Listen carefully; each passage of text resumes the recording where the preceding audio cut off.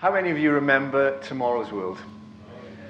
Yeah, back in the good old days. Well, Tomorrow's World was a show by the BBC that reported on advances in science and technology and how one day innovation might affect our lives, make us more productive, make us more efficient, save us time, and save us money. And clearly, some of the technologies were more successful than others.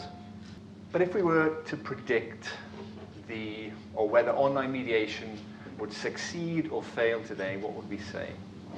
How might online mediation transform the practice of mediation as we know it? And these are some of the questions that we're going to be exploring today. What will tomorrow's mediator look like? What form will tomorrow's mediator take? I guess if this was a TED talk, we'd probably be thinking, all right, what's the big idea? Well, I think there are a couple of big ideas. I think the first big idea is this. Lots of commentators believe that online mediation has the potential to radically increase access to justice. And I think, everyone in this room, every mediator across the land would hail at that idea.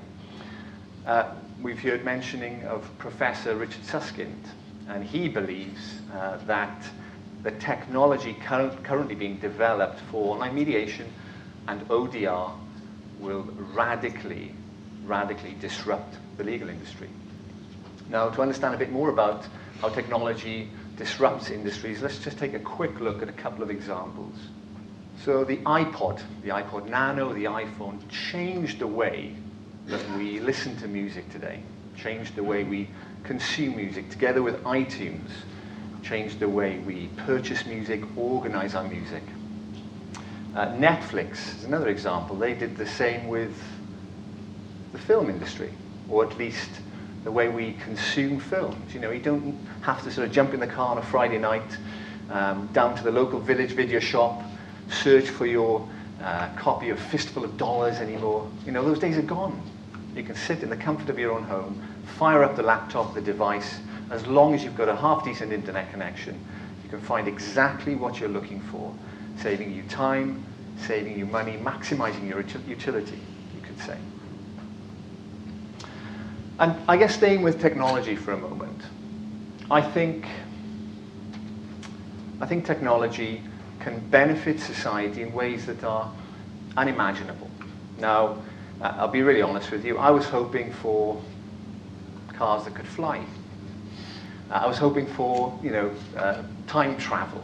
But instead, what do we get? Social media, Facebook, Twitter. But let's look at Twitter for a moment. Twitter and its 140 character tweets mobilized, galvanized tens of thousands of people right across the Middle East in their struggle for democratic governance, in what became known as the Arab Spring. Another example I saw recently, back in August, the British government, they dropped humanitarian aid for the refugees that were fleeing all the fighting in northern Iraq. Now, you'd imagine, part of these humanitarian aid airdrops would contain food, water, tents, medical provisions, and so on. Yes, they got all those things. They also got something like 1,000 solar-powered lanterns, each one with universal cell phone adapters that could charge cell phones so that the Yazidi religious community on the ground could charge their mobile phones so that they could communicate with each other.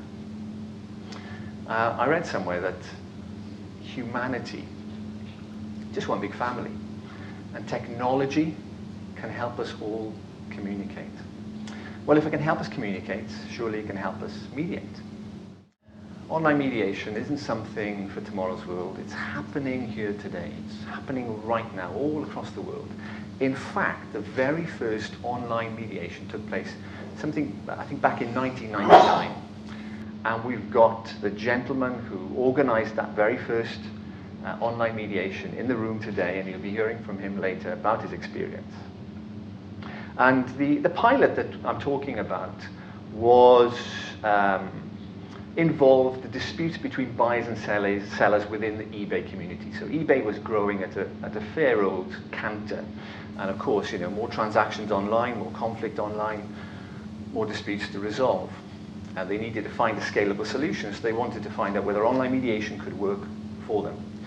And Professor Ethan Katch, who put the pilot together with his colleague, I think the pilot was set to go on for something like a month. Well, they had to stop it after 2 weeks. They had one mediator resolving these disputes within the eBay community between buyers and sellers. After 2 weeks, they had something like 200 online mediations.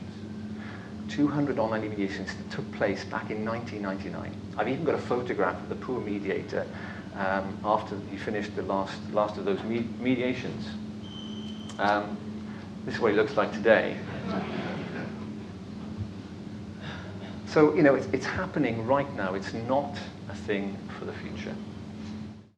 And I guess another aspect of this is our familiarity with technology. You know, how many people have a smartphone? Who owns a smartphone? Who doesn't know what a smartphone is? Okay, that's good. You know, with this device, I can enter the ballot to order my tickets for the Rugby World Cup. I can do that. I can order a takeaway, book a taxi through an app on my phone. I can check the weather. I can bank online. I can you know, cruise the internet, maybe a dating website, and find the partner of my dreams, allegedly, so I'm told. And if I meet the partner of my dreams online, I can communicate with her through Skype or through FaceTime. You know, we can conduct a relationship. If she's in Australia, fantastic. We don't even need to be in the same room together. And if things were going really well, we could get married legally online. Now, obviously, if things went pear-shaped, then we can get divorced online as well. And we don't even need to be in the same room. So why not mediate online? Why not? It's happening. Today, you'll be hearing from a mediator who's doing over 100 mediations a month, all online. You'll be hearing from another mediator who's doing 6- or 7-figure commercial disputes, all online. We've got a mediator here who's doing family and matrimonial disputes using online mediation. I've met and interviewed mediators that are using online technology for mediating cross-border child abduction cases. You know, people are using technology at a gallop. It's fantastic. Now, I'm standing here, you know, espousing the virtues of technology and online mediation. I think there are obviously going to be some challenges as well. We'll be hearing this morning from Pablo Cortez about the ADR directive, the ODR regulation. What does that mean for my practice as a mediator? I'm a traditional mediator. I like getting people in the same room together. How's this going to affect me? Is it going to introduce an unwanted level of bureaucracy? Or will it establish mediation as a really credible approach in the eyes of commerce to resolving all kinds of different commercial disputes at all different levels?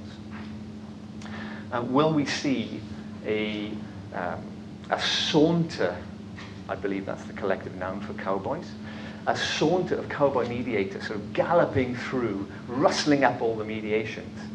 Or will it introduce a more rigorous, robust process for training and accrediting mediators?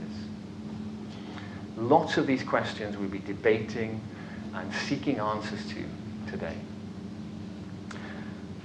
I guess another challenge, what does it mean for my practice? What does it mean for my skill set? Am I going to need to learn new skills? How on earth do I build rapport with someone who's, you know, a pixelated image on a screen? How do I establish that sort of trusting relationship? What new skills do I need to learn? And I guess another question, another big idea is this. Am I going to become redundant? Will my role as a mediator become redundant?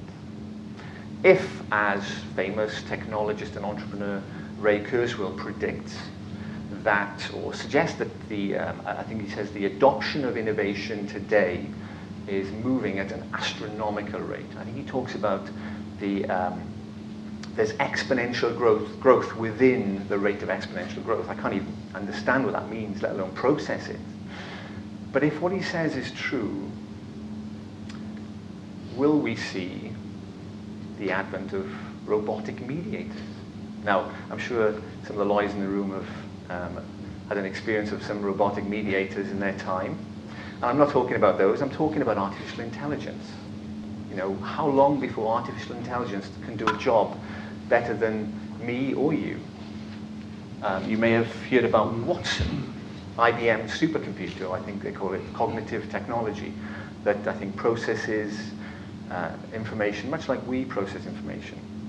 Well, Watson went toe-to-toe with two former champions of Jeopardy and beat them by their combined scores. So how long before artificial intelligence takes over what we do? We'll be debating these sorts of questions today. Look, today's about opening your eyes. We've got a wonderful lineup of speakers and presenters for you today. Today's about stimulating your curiosity. Today's about seeking answers to many of these questions, and hopefully you leave feeling more informed about online mediation and online dispute resolution. And also hopefully you'll be leaving here with more questions than you arrived with. But at the very least, you leave here with a clearer picture of what tomorrow's mediator will look like. Will it be this?